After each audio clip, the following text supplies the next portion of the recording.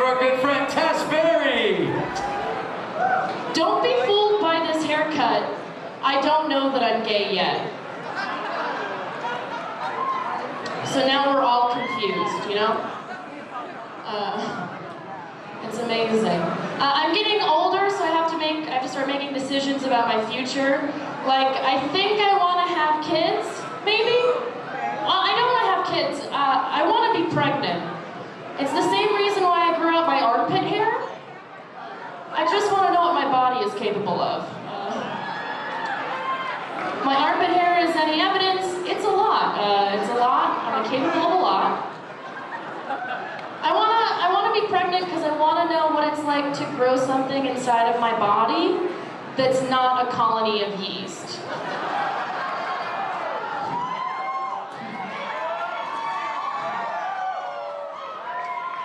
Just want to diversify the portfolio, you know?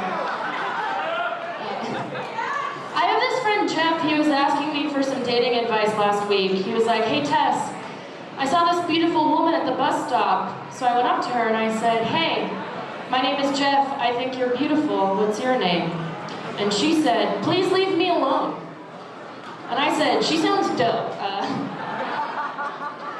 And he was like, "Why was she so mean to me? I was just trying to give her a compliment, just trying to talk to her. Why was she so crude?"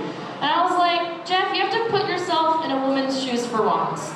You're just going about your day, minding your business, and then someone walks up at you and starts talking to you about something you agree with, but you don't want to talk about right now." I guess what I'm saying is that being a woman is like walking around in a world where anybody else could be a Greenpeace volunteer.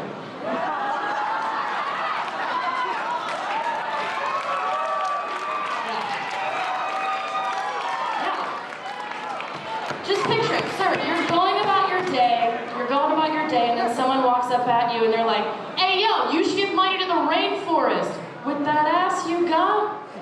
Like, those aren't mutually exclusive ideas. You guys are probably like, "Why are you friends with this Jeff guy? He sounds like he sucks." Well, he has a car and I don't. And it's really hard carrying a case of LaCroix up the hill by yourself, you know? I know who I am. I was on a first date with a guy recently, and he said to me, "You look like a little boy and an old woman at the same time."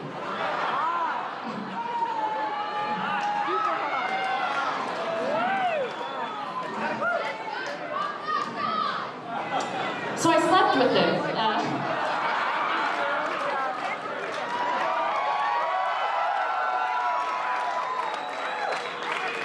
He was like, "I've got beer and a view at my apartment," and I was like, "Cool, I've got time and very low self-esteem."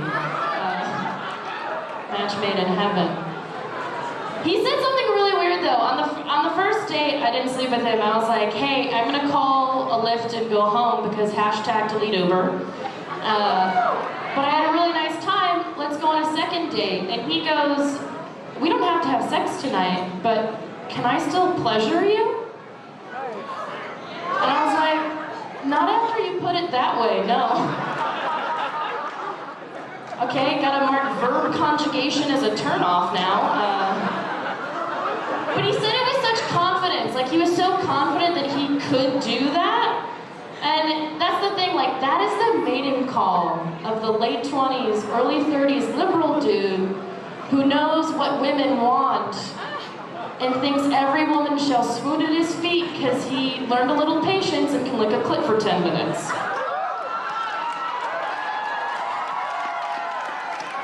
I feel you. Like, I appreciate that you're putting in an effort, but you're really just clocking in time, you know? Like, you know what takes a lot of patience? Getting licked monotonously for 10 minutes.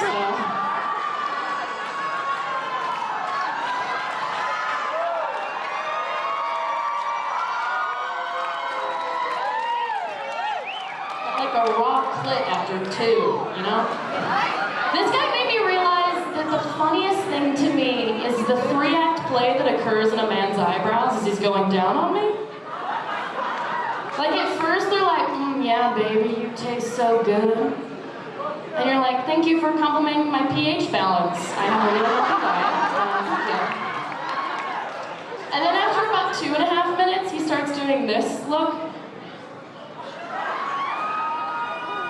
if he's the checkout clerk at Target and I can't find my wallet. He's just like, come on, let's move this along. But then, it's like when I'm right there, when I'm like about to come, and I look into his eyes, and he just looks so happy and proud. It makes me not want to come, actually.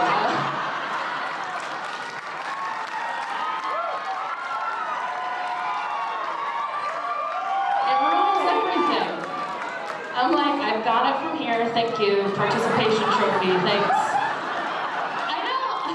I know so many men with egos that they don't deserve, and I wonder how they get it. I think it's from making eye contact with women right as they're about to orgasm, and they suck it out of them immediately and harbor it as a horcrux inside. And then they're like, yeah, I could run the economy. Yeah, I could totally do that. I did have I had another experience recently. I finally had sex with my college crush. Yeah. Well, 3 years wondering what it would be like to have sex with this guy, and I discovered on that night that it turns out his dick is not the cure for my low self-esteem that I had been planning on. Learned that lesson the soft way, I'm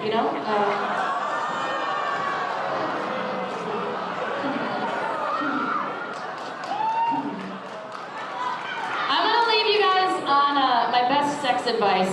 For all the women out there, I want you to give this a try. There is nothing sexier, in my mind, than when you're in bed with someone and they start talking dirty to you like you're at the gynecologist's office. I'll explain. I was in bed with someone and they said, hey, lay down at the foot of the bed and I'm gonna kneel on the floor at the foot of the bed to go down on you. And then he said to me, you need to scooch down further? No further. I really need you to relax and you're gonna feel a cold pinch and then we'll get this party started, all right?